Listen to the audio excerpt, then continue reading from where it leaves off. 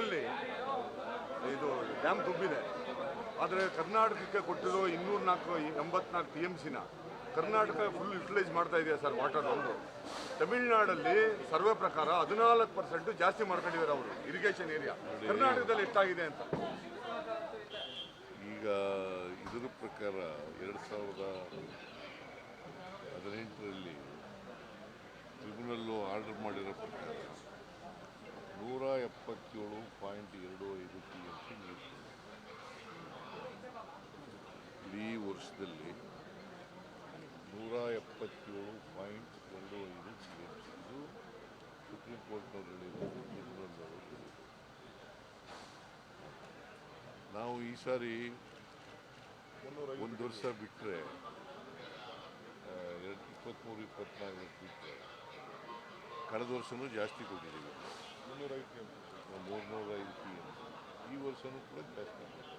ಈ ತಿಂಗಳಲ್ಲಿ 9 TMC ನೀರು ಬಿಡಬೇಕು. ಆದರೆ ನಾವು ಸುಮಾರು 20 TMC ಅಷ್ಟು ನೀರು ಬಿಟ್ಟಿದ್ದೀವಿ. 21-22 TMC, 21-22 TMC ನೀರು ಈಗ ಇವತ್ತು ಸೇರಿಸ್ಕೊಂಡು 22 TMC ನೀರು ಬಿಟ್ಟಿದ್ದೀವಿ. 9 TMC ಜೂನ್ನಲ್ಲಿ ಬಿಡಬೇಕು. ಪ್ರತಿ ತಿಂಗಳು ವಯಸ್ಸು ಇಂತ ಟೆಸ್ಟ್ ಮಾಡಿದ್ದಾರೆ. ಬಟ್ ಏನಾಗುತ್ತೆ, ಕಡಿಮೆ ಕೊಟ್ಟಿರೋದು 1 ವರ್ಷನೋ 2 ವರ್ಷನೋ ಅಷ್ಟೇ, ಆದರೆ ಜಾಸ್ತಿ ಕೊಟ್ಟಿದ್ದೀವಿ ನಾವು. ಅದಕ್ಕೋಸ್ಕರನೇ ತಮಿಳ್ನಾಡಿಗೆ ಜಾಸ್ತಿ ನೀರು ಹೋಗ್ತದೆ. ಈಗ ನಾವು 177.5 TMC ನೀರು ಕೊಡೋಕ್ಕೆ ನಮ್ಮದೇನು ತಕರಾರಿಲ್ಲ. ಸುಪ್ರೀಂ ಕೋರ್ಟ್ ಹೇಳಿದೆ, ಟ್ರಿಬ್ಯುನಲ್ ಹೇಳಿದೆ, ಕೊಡ್ತೀವಿ. ಬಟ್ ಹೆಚ್ಚಾಗಿ ಕೊಡ್ತಾ ಇದ್ದೀವಲ್ಲ, ಹೆಚ್ಚಾಗಿ ಹೋಗ್ತಾ ಇದ್ದೀವಿ. ಅದಕ್ಕೆ ಏನಾದ್ರು ನಮ್ಮ ರಿಸರ್ವಾಯರ್ ಏನದು ಮೇಕೆದಾಟು ಬ್ಯಾಲೆನ್ಸಿಂಗ್ ರಿಸರ್ವಾಯರ್, ಅದಕ್ಕೆ ನಾವು ಮಾಡ್ತಾ ಇರೋದು. ಅವ್ರಿಗೆ 177.25 ಕೊಡ್ತೀವಿ. They are entitled. ಬಟ್ ಸಂಕಷ್ಟಗಳ ವರ್ಷ ಬಂದಾಗ ಮಾತ್ರ ನಾವು ಹಂಚ್ಕೋಬೇಕು, ಸಂಕಷ್ಟನ ಹಂಚ್ಕೋಬೇಕು. ಅಲ್ಲ ಸರ್, ನಮಗಿರೋ ಶೇರು ನೀವು ಕರೆಕ್ಟಾಗಿ ಯೂಸ್ ಮಾಡ್ಕೊಳ್ತಾ ಇದ್ದೀರಾ ಸರ್? ಕರ್ನಾಟಕ ಯುಟಿಲೈಸ್ ಮಾಡ್ಕೊಳ್ತಾ ಇದೆಯಾ ಅಂತ ಪೂರಾ ಉಪಯೋಗಿಸ್ಕೊತಾ ಇದ್ದೀವಿ. ಸಾಲದಿಲ್ಲ ಅದು ಸರ್. ಇಲ್ಲ ಸರ್, ಇದು ಇವಾಗ ವರ್ಣಾ ಕ್ಷೇತ್ರ, ಇವಾಗ ಮೈಸೂರು ಅಕ್ಕಪಕ್ಕ ಅರ್ಬನೈಸೇಷನ್ ಆಗಿ ಬಹಳಷ್ಟು ಜನ ವ್ಯವಸಾಯ ಮಾಡ್ತಾ ಇಲ್ಲ. ಅದನ್ನು ಎಕ್ಸ್ಪ್ಯಾಂಡ್ ಮಾಡ್ಬೇಕಲ್ಲ, ನೀವು ಬೇರೆ ಏರಿಯಾ ಕೊಡ್ಬೇಕಲ್ಲ ಸರ್ ನೀರನ್ನ? ಬೇರೆ ಏರಿಯಾ ಕೊಡ್ತಾ ಇದ್ದೀವಿ, ಅದಕ್ಕೂ ಸಂಬಂಧ ಇಲ್ಲ, ಎಕ್ಸ್ಟೆಂಡ್ ಮಾಡ್ತಾ ಇದ್ದೀವಿ. ಈಗ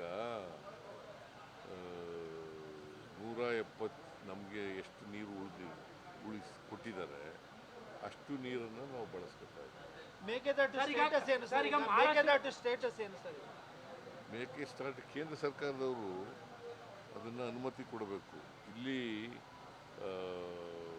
ಟ್ರಿಬ್ಯುನಲ್ ಇದಾಗಿದೆಯಲ್ಲ, KRS ನೀರು ಬಿಡತಕ್ಕಂಥದ್ದು ಒಂದು ಬೋರ್ಡ್ ಆಗಿದೆಯಲ್ಲ, ಅವರು ಒಪ್ಪಿಗೆ ಕೊಡಬೇಕು. ಅಲ್ಲ, ಇದು ಎಷ್ಟು ವರ್ಷ ಸರ್ ಇದು? ಸರ್ ಇನ್ನೂ ಎಷ್ಟು ವರ್ಷ ಸರ್ ಇದು? ನಾವು ಈಗಾಗಲೇ ಮೇಕೆದಾಟು ಆಫೀಸ್ನ ಓಪನ್ ಮಾಡಿದ್ದೀವಿ. ಆಗಲೇ ನಮ್ಮ ಕನಕಪುರದವರು ಒಂದು ಆಫೀಸ್ ಓಪನ್ ಮಾಡಿ ಆಗಲೇ ಲ್ಯಾಂಡ್ ಅಕ್ವಿಸಿಷನ್ ವಿಚಾರ, ಎಲ್ಲೆಲ್ಲಿ ಹೋಗಬೇಕು, ಫಾರೆಸ್ಟ್ಗೆ ಆಲ್ಟರ್ನೇಟಿವ್ ಬೇಕು ಅಂತ ನಾವೆಲ್ಲ ಸಿದ್ಧತೆ ಏನೇನು ಬೇಕೋ ಅದಕ್ಕೆಲ್ಲ ನಾವು ಮಾಡ್ಕೊಳ್ತಾ ಇದ್ದೀವಿ. ಒನ್ಸ್ ವಿ ಆರ್ ಅಲ್ಲಿ ಕೋರ್ಟಲ್ಲೂ ಕೂಡ ಪ್ರೆಸೆಂಟ್ ಮಾಡಿದ್ದು. ಈಗ ಸದ್ಯದಲ್ಲೇ ಅವರು ಕೂಡ ಒಂದು ಡಿಸಿಷನ್ ಸದ್ಯದಲ್ಲೇ ತೆಗೆದುಕೊಳ್ತಾರೆ. ಅಲ್ಲ sir, every year you are giving 100 TMC more.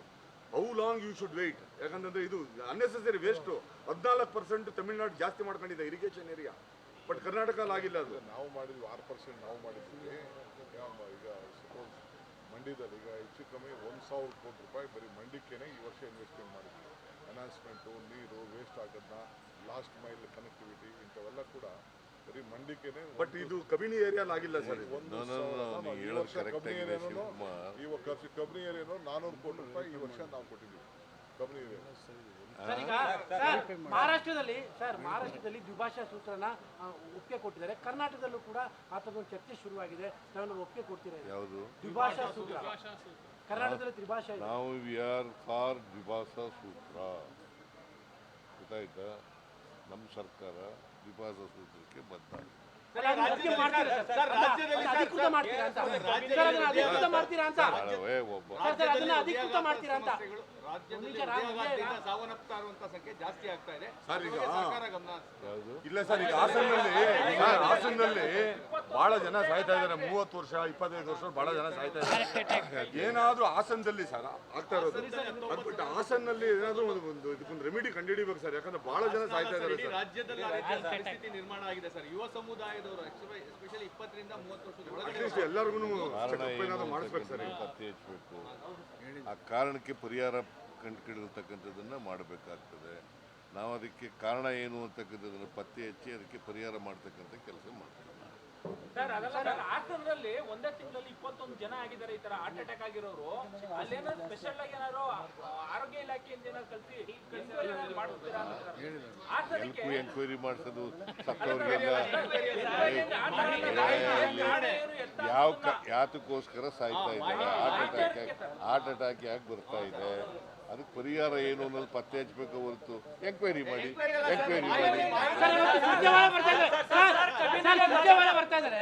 Surjewala ಅವ್ರು ಬರ್ತಾ ಇದ್ದಾರೆ. ಇವತ್ತು ಎಲ್ಲ ಶಾಸಕರ ದೂರುಗಳನ್ನ ಕೇಳ್ತಾ ಇದ್ದಾರೆ. ತಮ್ಗೇನು ಮಾಹಿತಿ? ಸುರ್ಜೇವಾಲಾ ಅವರು ಬೆಂಗಳೂರಿಗೆ ಅವರು ಉಸ್ತುವಾರಿ ಜನರಲ್ ಸೆಕ್ರೆಟರಿ ಬರ್ತಾರೆ, ಅವರು ಅಭಿಪ್ರಾಯ ಕೇಳ್ತಾರೆ, ಏನು ತೊಂದರೆ ನಿಮ್ಗೆ ಏನಾಗಿದೆ ಅಂತ ಕೇಳ್ತಾರೆ, ಸಂಘಟನೆ ಏನೇನು ಮಾಡಬೇಕು ಅಂತ ಕೇಳ್ತಾರೆ. ಅದು ಬಿಟ್ಟರೆ ಅವರು ಉಸ್ತುವಾರಿ ಕೆಲಸ ಅದು ಎಲ್ಲ ಅವ್ರು ಮಾಡ್ತಾರೆ. ದಸರಾ ವಿಚಾರದಲ್ಲಿ ತಾವು ಉದ್ಘಾಟನೆ ಮಾಡಲ್ಲ ಅಂತ ವಿರೋಧ ಪಕ್ಷದವ್ರು ಹೇಳ್ತಾ ಇದ್ದಾರೆ. ದಸರಾವನ್ನ ಈ ಬಾರಿ ಸಿದ್ದರಾಮಯ್ಯ ಉದ್ಘಾಟನೆ ಬಿಜೆಪಿ ಮಾಡಲ್ಲ ಪಂಚಾಂಗ ಸರ್, ಬಿಜೆಪಿ ಪಂಚಾಂಗ ನೀವು ಉದ್ಘಾಟನೆ ಮಾಡಲ್ಲ ಮಾಡಲ್ಲ ಅಂತ ಹೇಳ್ತಾರೆ. ನಿಮ್ಗೆ ಅನ್ಸುತ್ತೆ ಮಾಡ್ತೀರಾ ಅಂತ ಅನಿಸುತ್ತೆ. ಸರಿ ನಿಮಗೇನು ಅನ್ಸುತ್ತೆ? ನಿಮಗೆ ಬಿಜೆಪಿಯವರು ಇದ್ದಾರಲ್ಲ, ಸುಳ್ಳು ಹೇಳೋದ್ರಲ್ಲಿ ನಿಶ್ಚೀಮರು. ನಾನು ಇವನು ಚೆನ್ನಾಗೇ ಇದ್ದೀವಿ. ಸರ್ 6 ವರ್ಷಕ್ಕೂ ಶಿವಕುಮಾರ್ಗೂ ಹೇಳಿದಾರಂತೆ, ಯಾರು ಅವ್ರಿಗೂ ಭವಿಷ್ಯ ನುಡಿದಿದ್ದೀನಿ ಅಂತ ನೋಡಿ, ಅಂದ್ರು. ಅವನು ಶ್ರೀರಾಮುಲು ಹೇಳಿದ್ನಲ್ಲ, ಅವು ಎಷ್ಟು ಸಾರಿ ಗೆದ್ದು ಸೋತಿರೋದು. ದಸರಾವನ್ನ ಈ ಬಾರಿ ಸಿದ್ದರಾಮಯ್ಯ ಉದ್ಘಾಟನೆ ಬಿಜೆಪಿ ಮಾಡಲ್ಲ ಪಂಚಾಂಗ ಸರ್, ಬಿಜೆಪಿ ಪಂಚಾಂಗ ನೀವು ಉದ್ಘಾಟನೆ ಮಾಡಲ್ಲ ಅಂತ ಮಾಡಲ್ಲ ಹೇಳ್ತಾರೆ. ಅಂತ ನಿಮ್ಗೆ ಹೇಳ್ತಾರೆ. ಅನ್ಸುತ್ತೆ ಮಾಡ್ತೀರಾ ಅಂತ ಅನಿಸುತ್ತೆ. ಸರಿ ನಿಮಗೇನು ಮತ್ತೆ.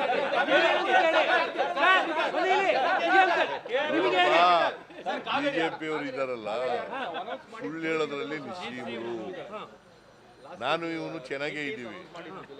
ಸರ್ 6 ವರ್ಷಕ್ಕೂ ಶಿವಕುಮಾರ್ಗೂ ಹೇಳಿದಾರಂತೆ, ಯಾರು ಅವ್ರಿಗೂ ಭವಿಷ್ಯ ನುಡಿದಿದ್ದೀನಿ ಅಂತ ನೋಡಿ, ಅಂದ್ರು. ಅವನು ಶ್ರೀರಾಮುಲು ಹೇಳಿದ್ನಲ್ಲ, ಅವು ಎಷ್ಟು ಸಾರಿ ಗೆದ್ದು ಸೋತಿರೋದು. ಎಷ್ಟು ಸಾರಿ ಸೋತಿರೋದು. ಶ್ರೀರಾಮರು ಸರ್ ಪಾರ್ಲಿಮೆಂಟ್ಗೂ ಸೋತ, ಅಸೆಂಬ್ಲಿಗೂ ಸೋತ, ಮತ್ತೆ ಅವನು ಭವಿಷ್ಯನು ಹೆಂಗ್ ನುಡಿತಾನೆ. ಸೋತಿರೋನು ಏನ್ ನಿಮ್ ಇಬ್ರ ನಡುವೆ ಗಂಧ ನೋಡಪ್ಪ, ಈ ಸರ್ಕಾರ 5 ವರ್ಷ ಬಂಡೆ ತರ ಭದ್ರವಾಗಿರುತ್ತದೆ. ಅಲ್ಲ ನೀವಿಬ್ರು ಸರ್ ನೀವಿಬ್ರು ಅಲ್ಲ ನೀವಿಬ್ರು ಜೊತೆಯಲ್ಲಿ ಚೆನ್ನಾಗಿರ್ತೀರಾ ಅಂತ. ಯಾಕಂದ್ರೆ ಅವ್ರು ನಾವಿಬ್ರು ಚೆನ್ನಾಗಿದ್ದೀವಲ್ವಾ. ತಂದಾಕುವಂತ ಕೆಲಸ ಏನಾದ್ರು ಮಾಡ್ತಾ ಇದ್ದಾರೆ ಅಂತ ನಿಮ್ಮಿಬ್ರು ನಡುವೆ ತಂದಾಕುವಂತ ಕೆಲಸ ನೋಡಪ್ಪ, ಯಾರು ಹೇಳಿದ್ರು ನಾವು ಕೇಳಲ್ಲ. ಕಾವೇರಿ ಆರ್ತಿ ಕಾವೇರಿ ಆರ್ತಿ ತಾವ ಕಾವೇರಿ 1 ವರ್ಷ ಆಗ್ತಾ ಇದೆ.